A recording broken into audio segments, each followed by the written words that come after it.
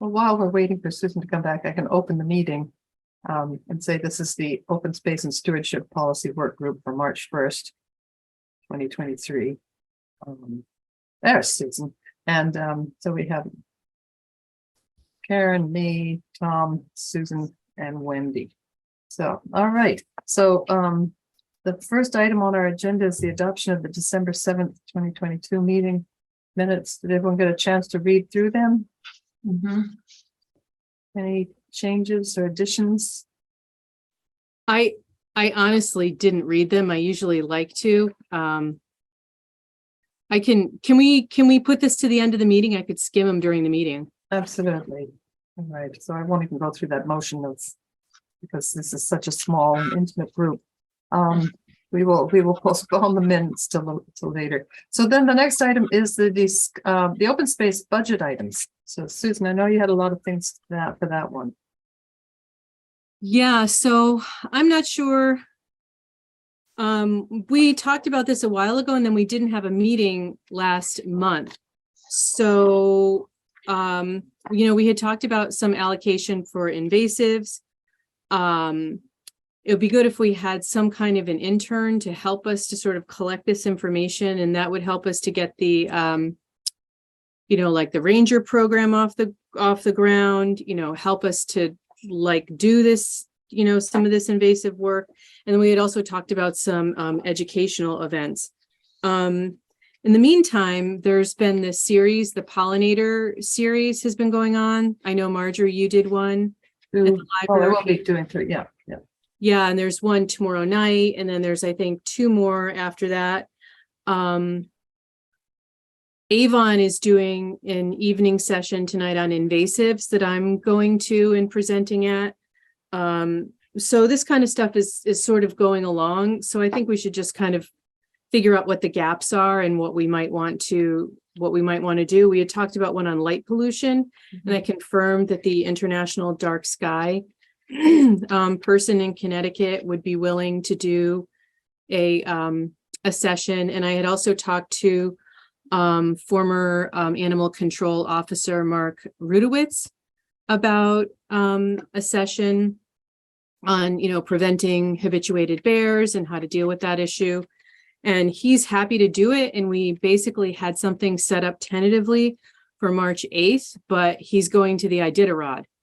So I know. So that's kind of postponed. So at least those two things were sort of educational events that that we had talked about that I wanted to mobilize. But I don't know if we missed the boat with the budget, because I realized that was presented on Monday. And so, Tom, I wanted to see if there was room in what you've proposed for these things, or what's the deal? So unless I misunderstood everybody, and I apologize if I did, I always have a lot going on, but I thought when we spoke in December or November and December about this, that you guys were going to help put together some things to send back to me that I could include to Maria, and I never got those back from. I know you, Susan, we chatted briefly about it in sometime in December, January, and everybody was really busy, but I never got any templates back or like specific requests, so they're not included. What that doesn't preclude is, and maybe Wendy can chime in on this because she knows better than I, but is there our discussion, my interpretation of our discussion was that it's centered around open ARPA funding was the possibility where this is going to be coming from. Possibly, I don't know. So I don't know that all of that's been allocated, or if it could be allocated at a later date, or if end of year savings could be used on some of these items. The most important thing is that we need to get some, this is good. The piece of paper, the email you sent is a start, but it needs to be on the town's service improvement form type of thing. So we get all the information in the way that they like to see it. And then it could, start going in, being included in those type of things. The town did include two dam restorations, the house rest pond dam beyond the library, and the Lake Basile footbridge renovation dam by that dam as open space kind concepts, I guess, in the budget, if you would want to call it, the open space projects or budgets. They've been identified for a few years now as things that needed to get done per state regulation. So those are, from an open space lens, that's the town is putting some money toward those, some significant money toward those two projects in the proposed budget. Was there also some money for invasive plant removal? I seem to see something under the pollinator, or was there something in there for? There's been, excuse me, there's pollinator money allocated. That was we made a request last year for I think the 21. Yeah, but then the Board of Finance changed it to they moved it, instead of taking 7,500 each year for 3 years, they moved it all into one pot that we can withdraw from over that same period of time. So they just moved the shells around a little bit. But so we have 21,000 and change, or 22,000 and change for pollinator initiatives or projects. Excuse me, I got to clear my throat. So there's something for invasive plant removal. I don't see anything. So I didn't see any specific, like last year we did the dredging of the town forest. Yeah, that still got to be done. Yeah, that money hasn't been spent yet. So that was an open space thing last year too. Yeah. Right. And I know there was discussion on the biodiversity study was another item on your list, but I did not see it in the budget. That the town manager's presentation and budget. No, and that's what I was getting at. Yeah, that's what I thought.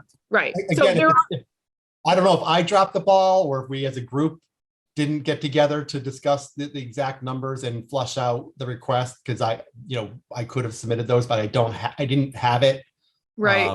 Didn't know that I was supposed. I don't have the info. I don't know enough to be able to.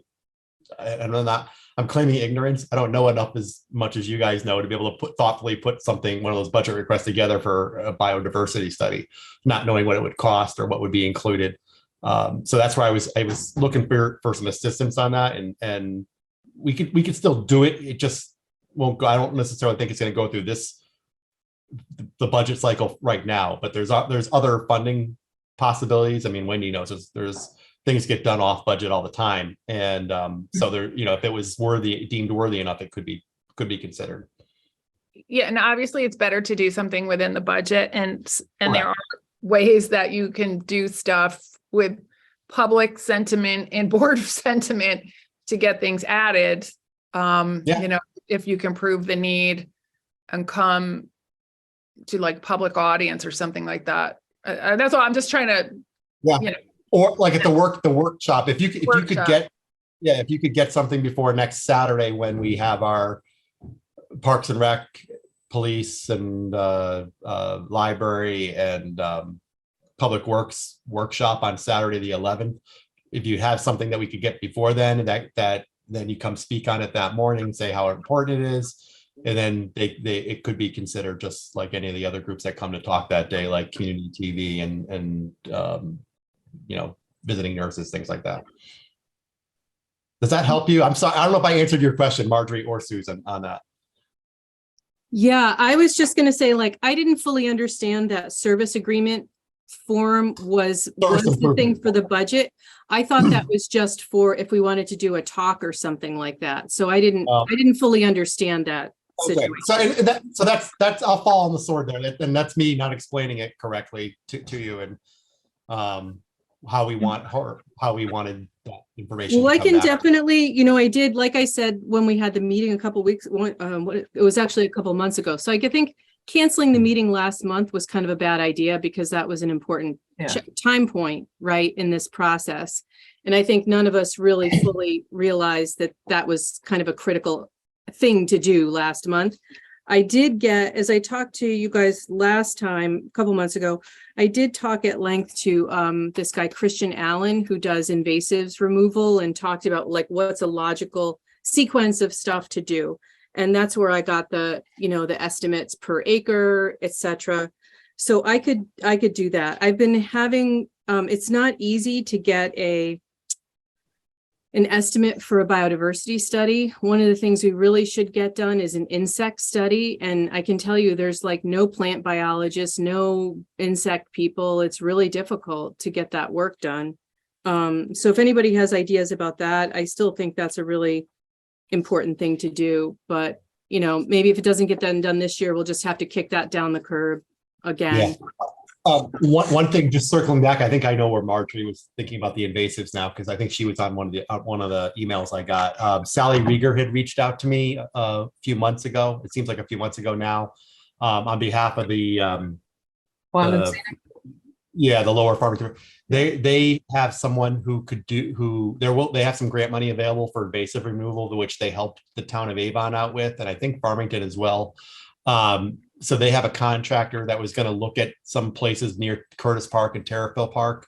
I think it was particularly bamboo that they might have been worried about over there, somewhere near there, or some. I could be wrong about the species, but so they're going to get back to me with a quote on the amount to do the removal, and then we would apply for the grant to them for that amount. So that maybe that's where were you on one of those emails that might have saw that? I thought I saw something, but it was not very big. But I know one of the, I can't remember which meeting we're talking about, that there's certain places that would be very visible, that would be, you know, good to start an invasive species. I think Mountain is one that I think of this because it's just loaded with an easier one to pull out, you know, to start with the burning bush. And it's extremely visible landscaping plant. And it would have a great area for signage. As far as the cost, again, it's hard to get. We have been doing some work at the Simsbury Land Trust with brush hogs. And we have a figure for that. But again, it's all site dependent. We can try to get some figures together. I don't know by the 11th, but we have some things there, but it's too bad we didn't.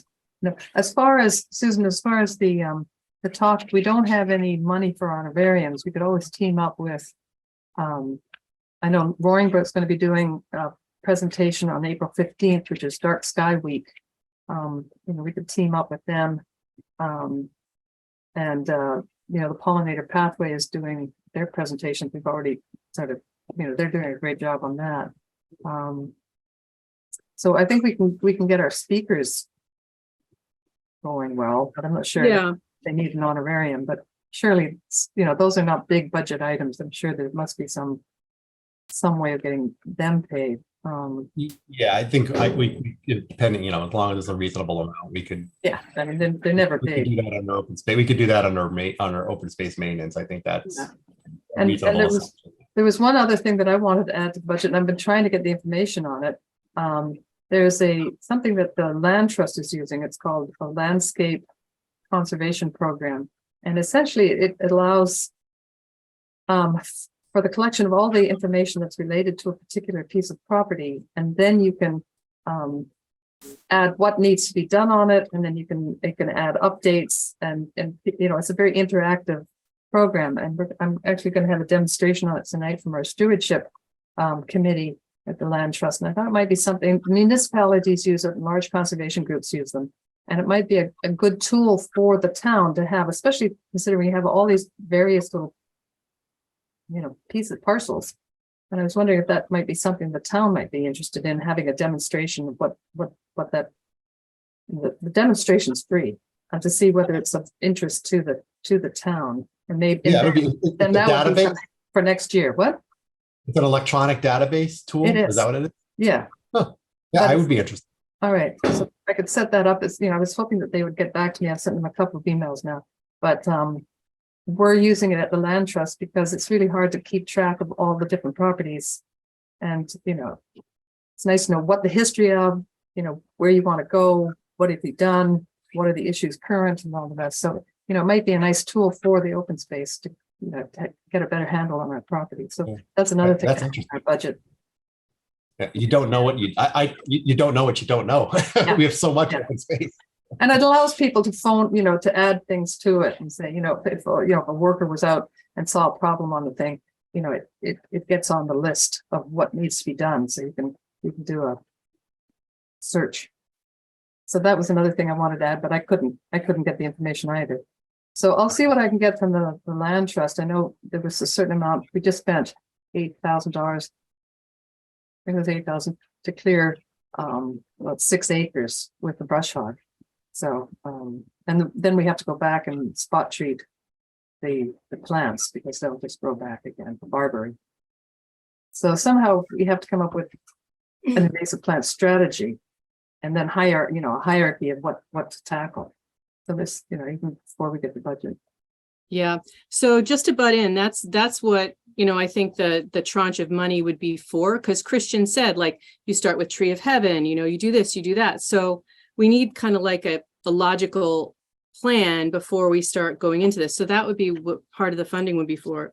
Marjorie, I would love to get a dashboard. And I think, not just these little pieces, we need a repository for the information that we have on the big pieces of land, like the archaeology, the biodiversity, all that kind of stuff. So that would be excellent. And this kind of thing is what I was thinking that an intern could be useful for, is helping us to collect this information. So that we're not like wondering, and putting it into the database. That's right. The thing we're finding. Right. I mean, I know there's pieces of information that are at different various agencies and organizations that we should have in town to be able to refer to. And just to backtrack to the wild and scenic money, that is matching money. It's not just free money. So if we wanted to take advantage of that money, we would need matching money to go along with it. I said wild and scenic. I thought about it after. I think Amy Petrus from Watershed was the one who reached out to me, not Sally.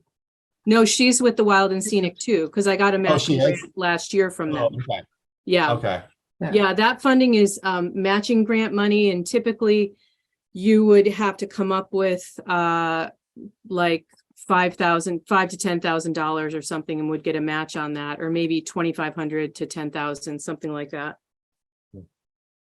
So anyway, just FYI, unless they just have free extra money for the invasive. I thought it was free, free is free, not match. I think I thought I knew the difference, but I thought she said, I didn't think there was a catch to it. It sounded maybe it's too good to be true. Okay, maybe this one's free, but the next one's going to cost you. I don't know. Maybe.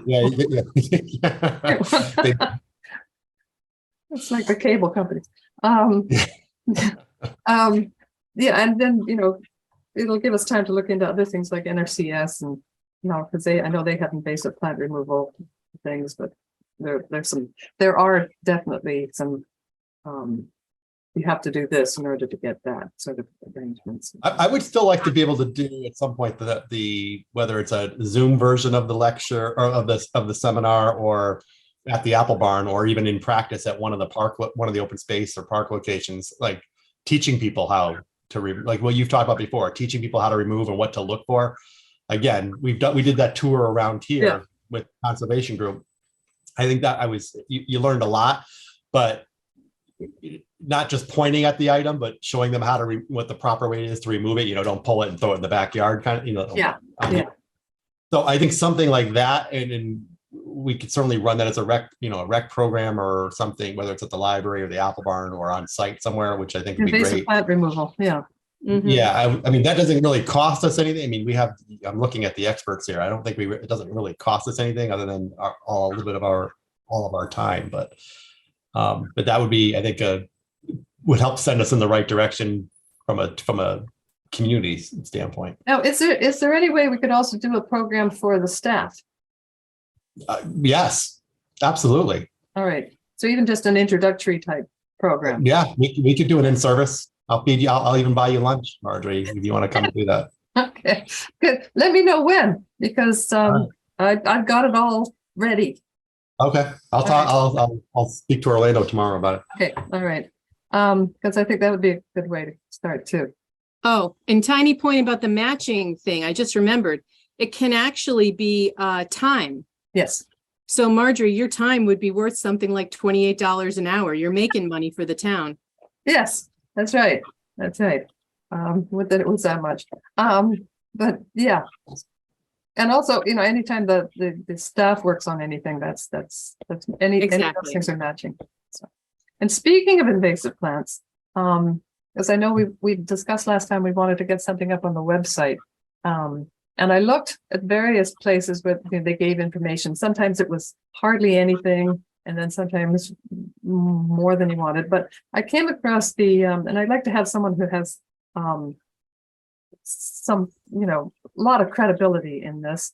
And I came up that there were a lot of videos and there was documents about that were done by the University of Pennsylvania. It was Penn State.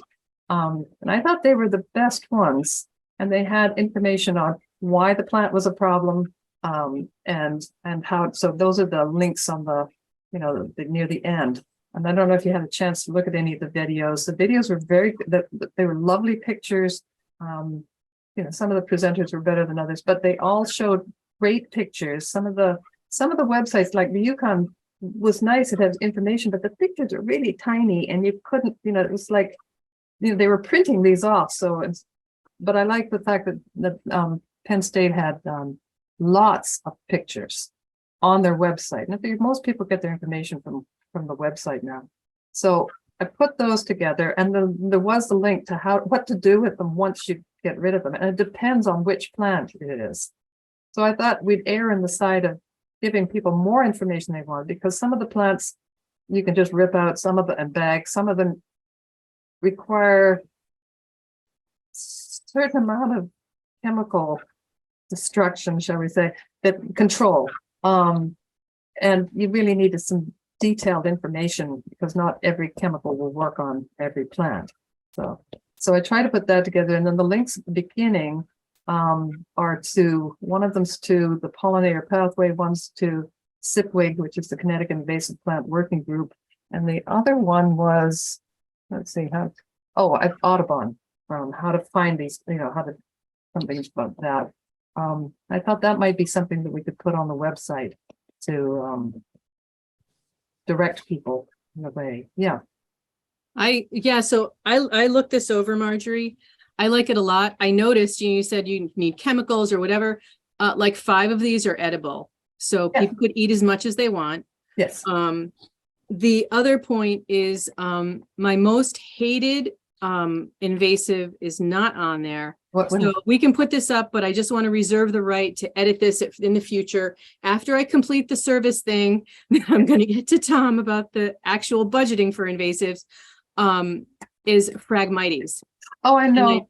And it's not often in people's yards, but I do think that if we put this up here, we should kind of educate people about the common invasives that we see around. The other thing that's a problem that I've heard from multiple sources, and they basically said, like, get this out of your town, because this could stop the spread of the spotted lanternfly. It's a tree of heaven. Yeah.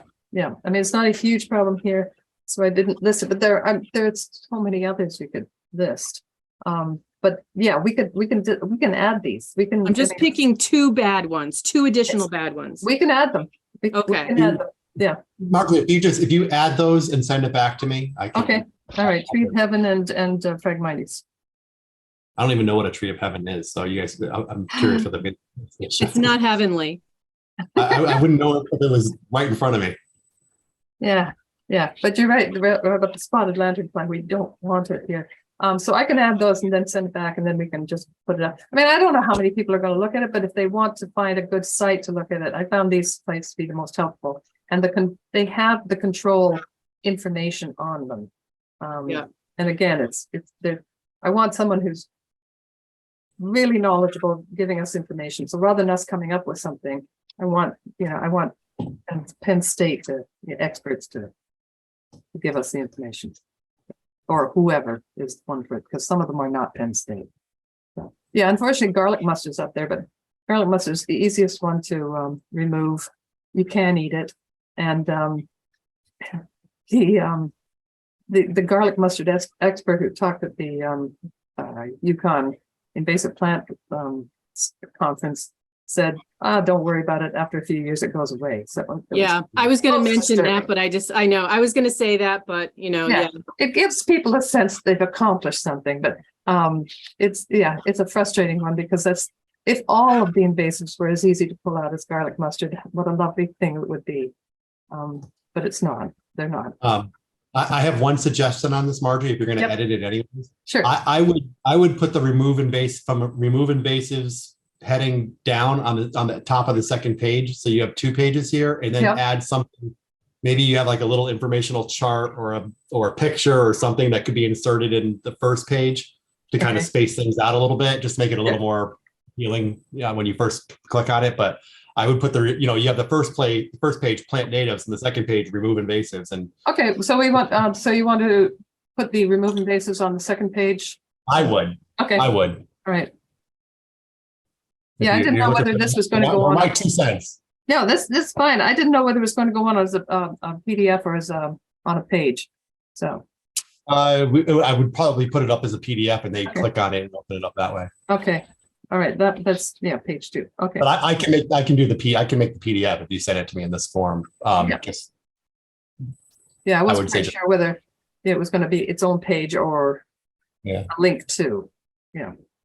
Yeah, I mean, we could even make this 2 separate things. If you want to do a plant native link and a remove invasives link, we can do it. We Could can do do it that. as 2 separate things. All right, I can do that 2 pages. All right. Hey, Susan, you're bringing up Tree of Heaven, made me have a question. As I recall, it looks a little bit like poison sumac. Is that right? Yeah, And is poison sumac an invasive?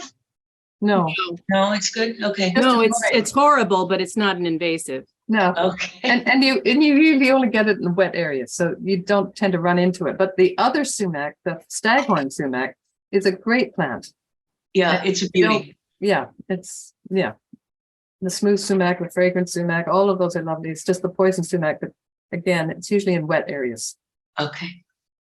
I've gotten it. Come to my yard if you'd like some. Nasty. Yeah. So, all right, the items for the April meeting of the Open Space Committee. Do we want to talk about we're doing a presentation before the Board of Selectmen? Yeah, I think March Okay. 27th.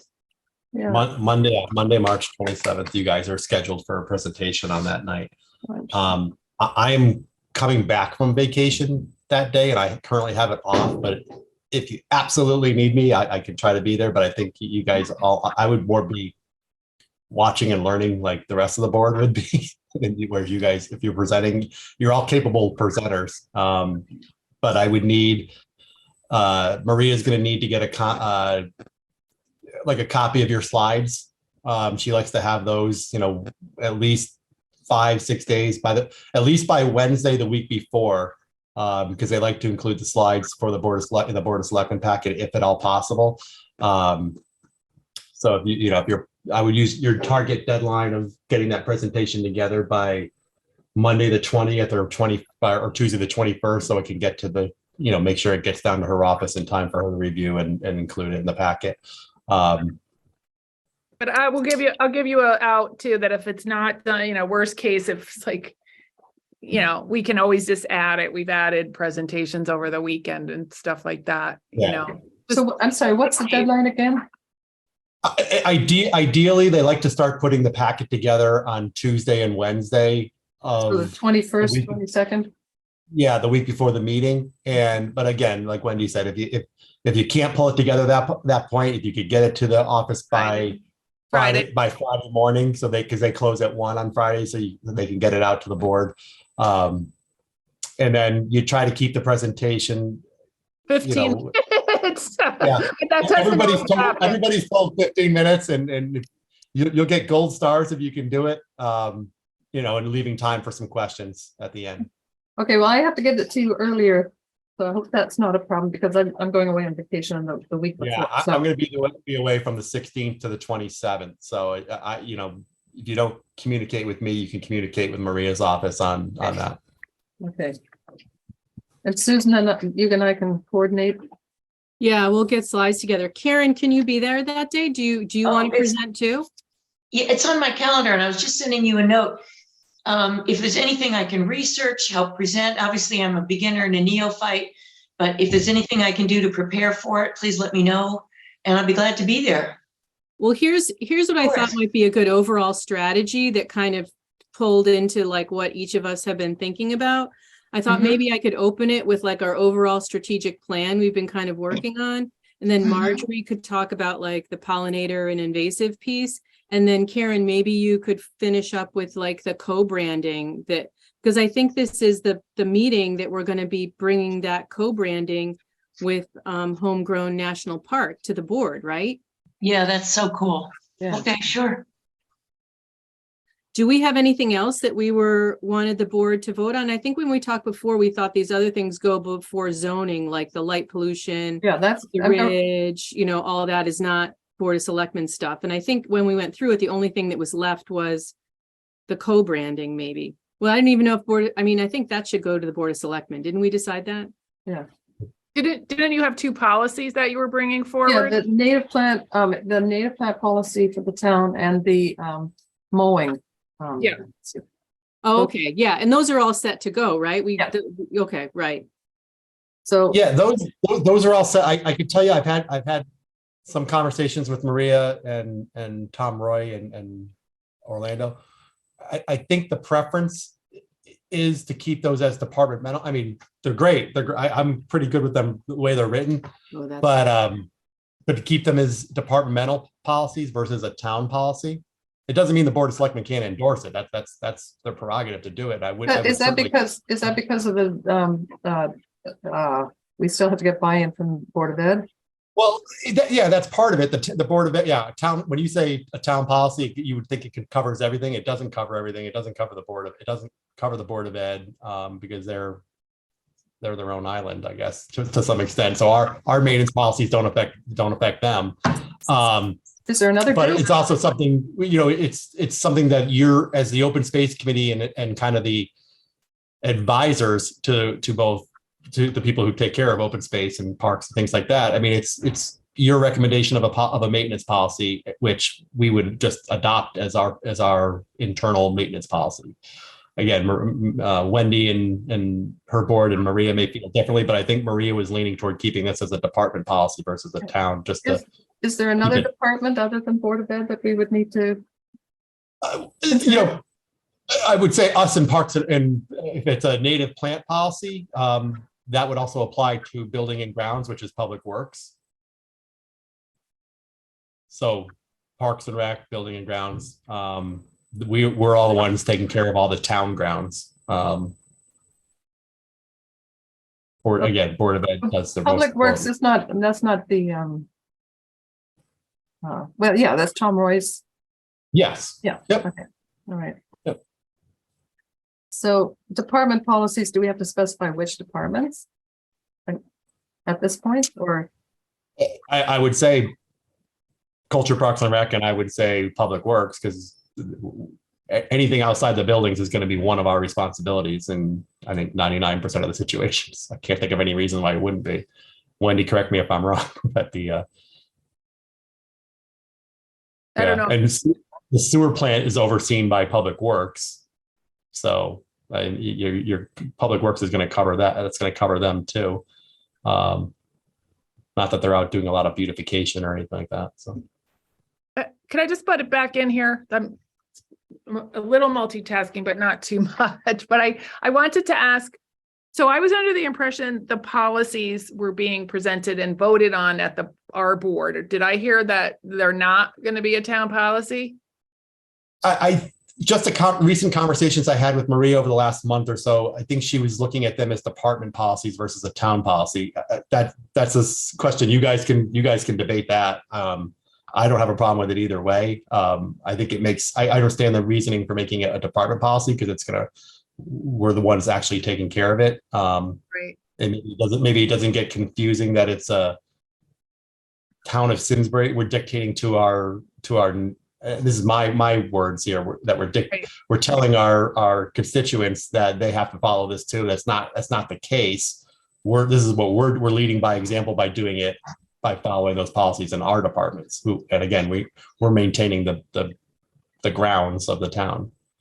Well, I think one of the benefits, and I do remember this conversation from a previous meeting. I think one of the benefits though is saying like, this is what our town is doing. Or agreed. So can we still say that even if it's just a departmental level policy? Because we're saying, you are like our town, basically. Yeah, I agree with what you're saying. That's we're leading. We're going to be leading by example. I just think it's if I say like a town policy, then I'm thinking like the wild bird feeders, the wild, the don't feed the birds during the winter thing because of the bears. I'm thinking something that's going to be has to Yeah. affect everybody. I think this policy, when it's a I department see. policy, if it goes to us, it's not an ordinance. Like the wild bird feed was an ordinance. This isn't an ordinance. It's policies tend to be, to me, departmental type of things. Yeah, I was thinking it We're was not more making a for, native plant ordinance in town. We're not going to do that. no, I was thinking this was more, an ordinance for the properties the town maintains. Yeah. Well, you don't make an ordinance for the property the town maintains. I don't. Yeah, it's not making the public So, do again, these things. We're policy leading is by the way- this is example. the way But- we like things to be done, and that's the way. Yeah, but that's why I'm confused about the Board of Ed is on their own and the DPW is on their own because they're all part of, this was for the town properties. Yeah. I may not be explaining this right, and I may No, not I understand hear what you're it. saying, but yeah, but it's We not, need to go to the Board of Ed and talk to them. But I guess I want to reread them because I think when they were presented, it was as if it was coming as a policy, a townwide policy on how we look at plantings and mowing, right?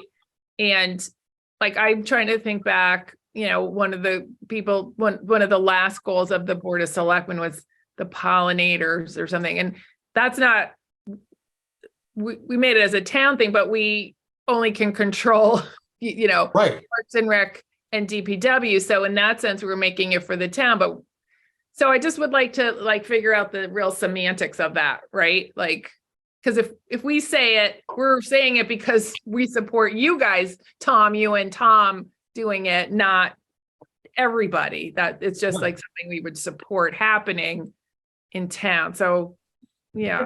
the original intent was, I mean, we can't tell people what to do on their yards, Right, but right. the intent was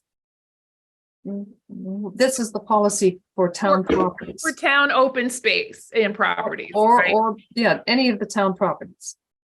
So, yeah, including Board of Ed. yeah.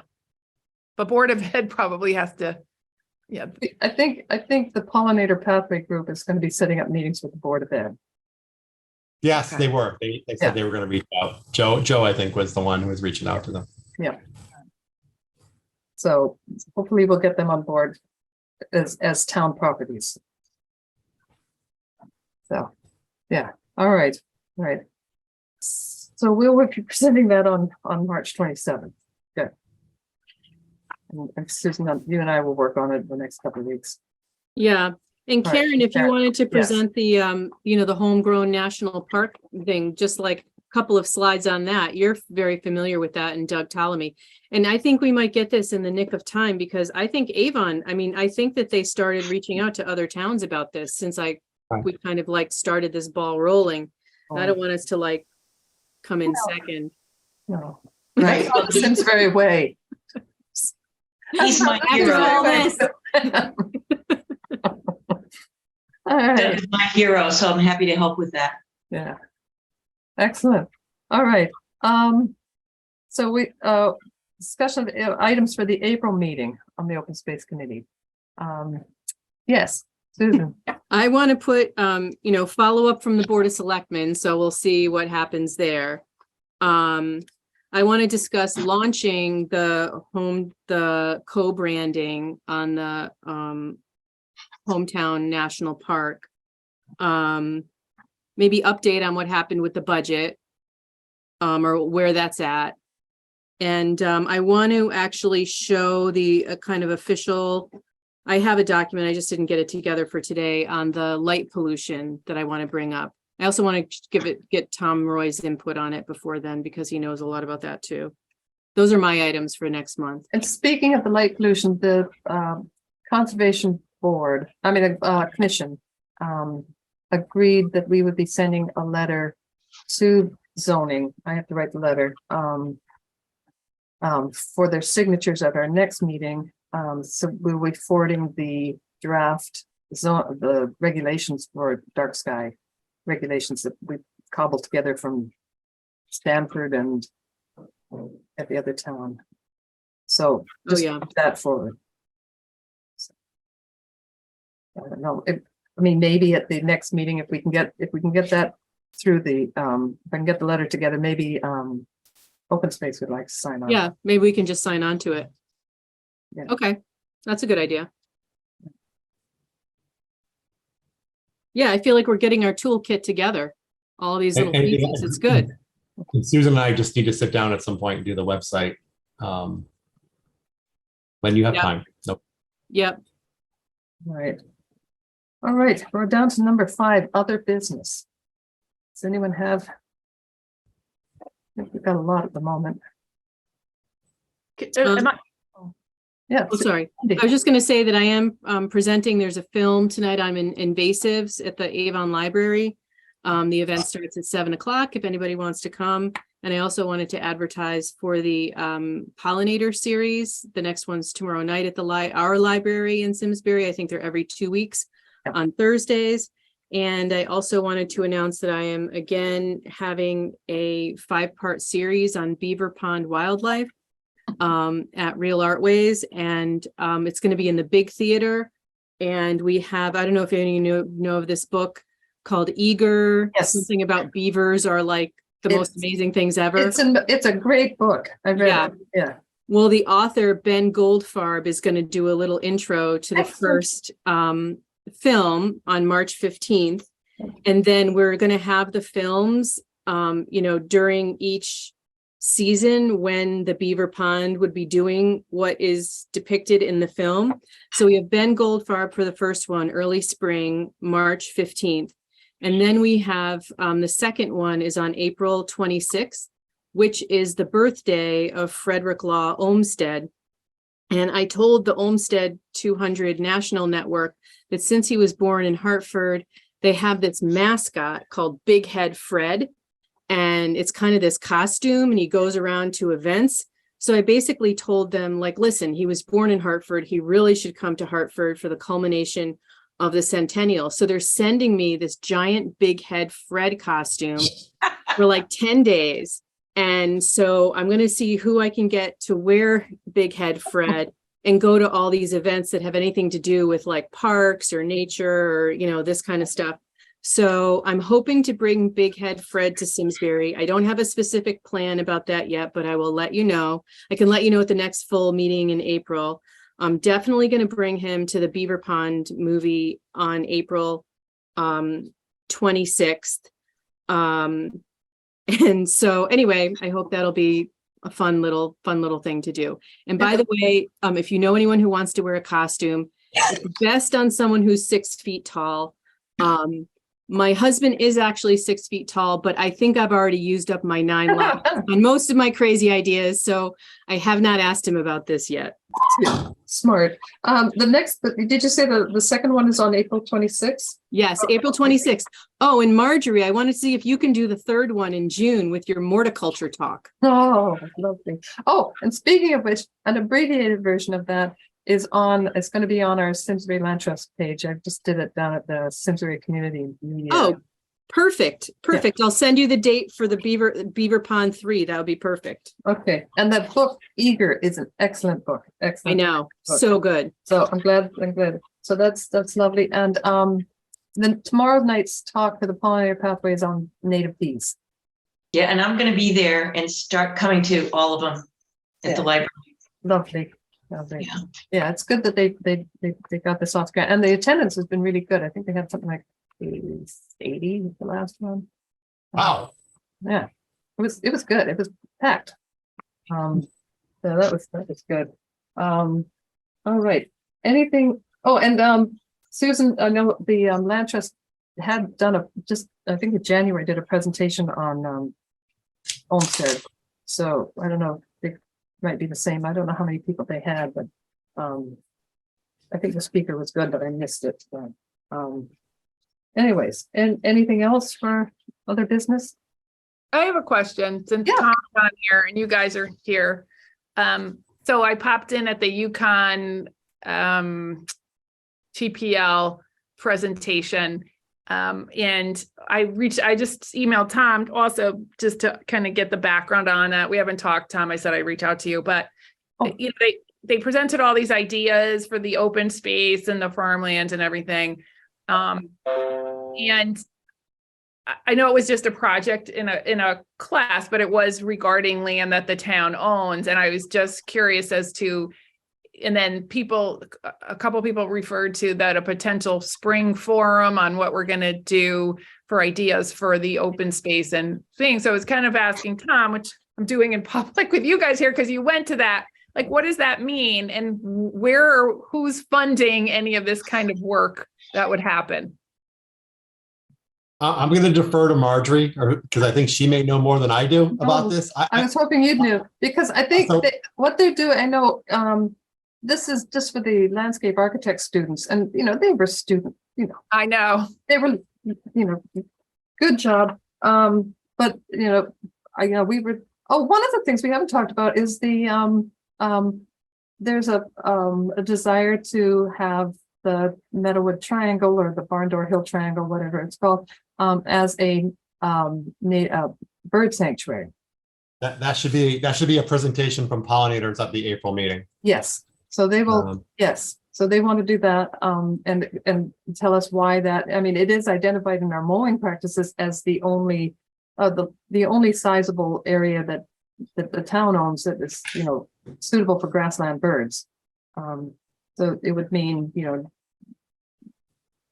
how you design that would be to allow the birds to nest, which means really no trails through it or something like that. So there's some things to consider there. None of those students really. It was amazing how they wanted to put trees back on the property. But no. There's a lot of concrete pathways through that property. Yeah. A lot of earth moving, lawn building. A lot of things. They don't have any kinds. I said to a couple of kids, "You guys have any idea how much this would cost?" No idea. So. That's what I said, Tom. I felt like I burst one woman's bubble by saying, "It's beautiful, but somebody's going to have to pay for this and maintain this." So the reality. They didn't have to do any maintenance considerations whatsoever. My son was actually got a degree in landscape architecture, and I know this is exactly the kind of project they worked on. They'd find a site and then they'd all think how they were going to do it. And so they never happened. I'll tell you quickly what I know about this whole thing, Wendy, and I'm not sure if it's all the answers that you're looking for. I happened to see the Yukon. I was going by Meadowwood one day and I saw the cars pulling in, and I do what I do. If I see a bunch of cars showing up where they're not supposed to be, I go in and ask what's going on. And I ended up going to the front of the pack, and it was Jill, the professor. And so her and I spoke for a few minutes. She told me why they were out there, and they had reached out to, I think, either TPL or SHPO, which is the State Office of Historic Preservation, and asked if there's any properties that would be of interest to them, and they were directed to Meadowwood. And I might be missing a step here, but so they walked that site. I gave them a little history on the town's purchase, and they asked some questions, and I told them what I knew, and so that's how that Yukon thing started. Got it. The other question, your second part of your question was. And I don't know how they got set up at the library or who helped them with that. Marjorie was kind enough to they emailed Susan that they wanted to meet at the Grange or somewhere on town because they wanted feedback from Jill wanted feedback from people who knew the site, and that's which I thought it was a great idea. I mean, it was certainly interesting, but the second part of your question was a spring form or a charrette or whatever. I recall being. And I'm not sure if you were there, but TPL, it was one of the barn restoration site visits that we did in the fall or over the winter. TPL was there, SHPO was there, and I recall them mentioning that they would like to help the town out with planning, and they would help organize it, and they had funds for that. I'm pretty sure funding is coming from TPL or SHPO. To help the town do, like, I don't want to say a master plan, but begin that process of identifying future use of the property, or maybe it was more helping with the interpretive part, because they want to make sure that something that's community is going to be invested in. They don't want to just come up with a Martin Luther King interpretive area or signage and not have the town have any input on it, the townspeople. So they want it to be something that Simsbury would want to have and be desirable to Simsbury.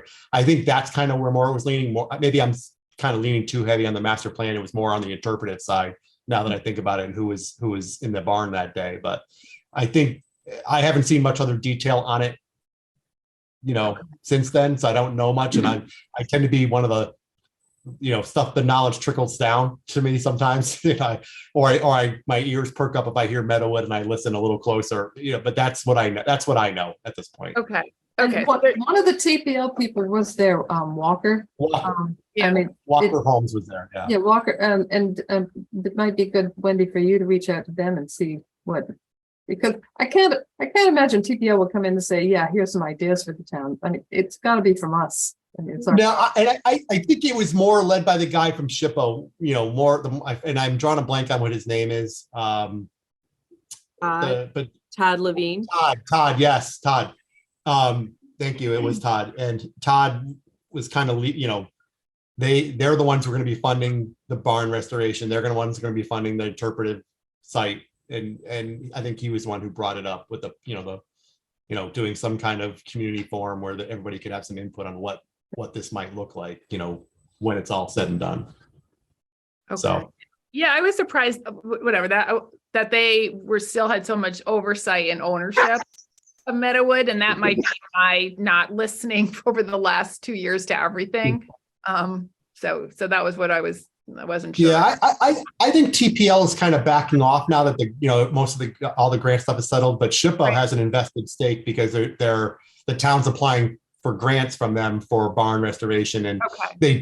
they did have something when they granted the town so much money to help purchase the property. There was some provision for putting Yeah. that site on the state's Freedom Trail, which is Got I think what they're involved with. So Yeah. Okay, thank Yeah. you. yeah. Yeah, that's what I actually thought this Yukon poster session was about. But then I realized it was just kind of like blue sky thinking for the landscape architecture students. And actually they're doing 2 projects this semester. Meadowood's like the first half, and then they're Yeah. doing one in Bridgeport for the second half. So yeah, it's like a brown site in Bridgeport, I think, yeah, something like a cleanup area or something.